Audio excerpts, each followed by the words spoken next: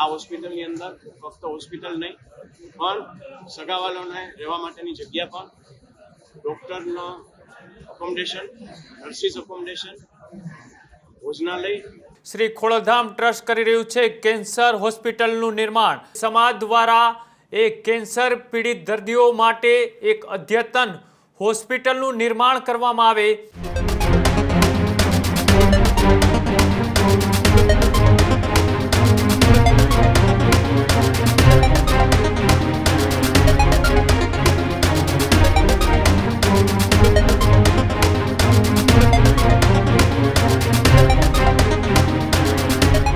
સમાચારોમાં આગળ વાત કરીએ મહત્વપૂર્ણ સમાચારની કે જ્યાં એ સૌરાષ્ટ્રના જે કેન્સર પીડિત દર્દીઓ છે તેને લઈ હવે એક મહત્વપૂર્ણ પ્લાનિંગ શ્રી ખોડલધામ ટ્રસ્ટ દ્વારા કરવામાં આવ્યો છે અને તેને લઈ શ્રી ખોડલધામ ટ્રસ્ટ કરી રહ્યું છે કેન્સર હોસ્પિટલનું નિર્માણ. રાજકોટ નજીક અમરેલી ગામ પાસે બની રહી છે એક હોસ્પિટલ. અદ્યતન સુવિધાભર Shri Khodaldham trust cancer hospital and research institute હોસ્પિટલની ડિઝાઇન અને સાથે જ સંપૂર્ણ પ્લાન છે તે સુવિધાનું એક આજે પ્રપોઝેશન કરવામાં આવ્યું હતું.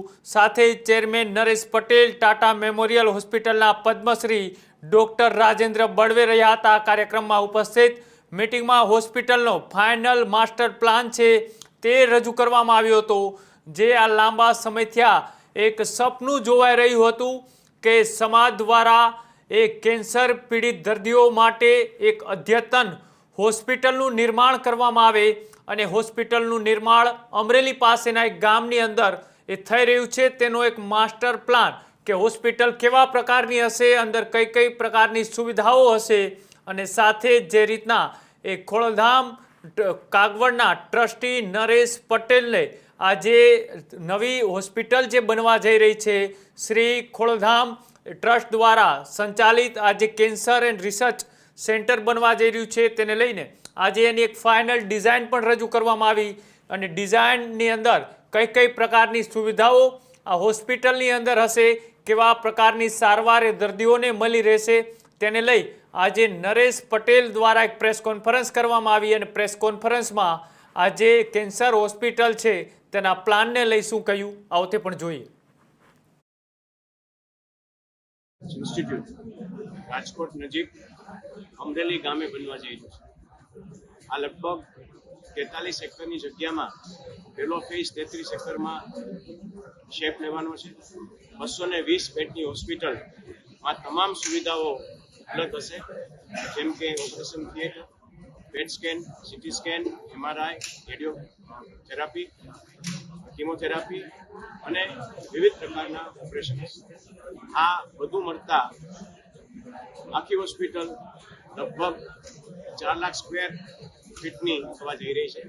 આ હોસ્પિટલની અંદર ફક્ત હોસ્પિટલ નહીં પણ સગાવાલોને રહેવા માટેની જગ્યા પણ, ડોક્ટરનો એકોમોડેશન, નર્સિસ એકોમોડેશન, ભોજનાલય. સાથે સાથે આ એક એવો રોગ છે જેમાં માનસિકતા ખૂબ જ માણસની નબળી થતી હોય એના માટે એક મેડિટેશન હોલ પણ ત્યાં બનાવવામાં આવવાનો છે. સાથે સાથે એજ્યુકેશન પર્પઝ માટે ઓડિટોરિયમની પણ સુવિધાઓ રાખવામાં આવેલ છે. આ બધું થતાં લગભગ 2028માં આ હોસ્પિટલ કાર્યરત થાય એવી અમારી પ્લાનિંગ છે. તમામ વર્ગ લાભ લઈ શકશે કે? બિલકુલ. ખોડલધામ ટ્રસ્ટ પહેલે દિવસથી એવું માને છે એજ્યુકેશન અને આરોગ્યની અંદર કોઈ જ્ઞાતિવાદ ન હોય. એજ્યુકેશનમાં પણ આજની તારીખે પણ ખોડલધામ દરેક સમાજના લોકોને સાથે રહે છે. એ જ રીતે આરોગ્યમાં પણ દરેક સમાજના લોકો આમાં લાભ લઈ શકશે. કેન્સર થવાનું એક કારણ નકલી વસ્તુ વધી ગઈ છે, નકલી દૂધ, નકલી ઘી, નકલી પનીર. તો આપ માનો છો કે સરકારે કડક કાયદો લઈ આવવો જોઈએ જેથી કરીને નકલી બંધ થાય, કેન્સર અટકે? બિલકુલ. આજે જે ખાદ્ય પદાર્થની અંદર જે પ્રશ્નો છે આપણે ઘણી જગ્યાએ વાંચી છે, છાપાઓમાં પણ વાંચી છે અને જે પકડાય છે આ હજી ખૂબ જ કડક કાયદો આવવો જોઈએ અને આ નકલી વસ્તુ બંધ થવી.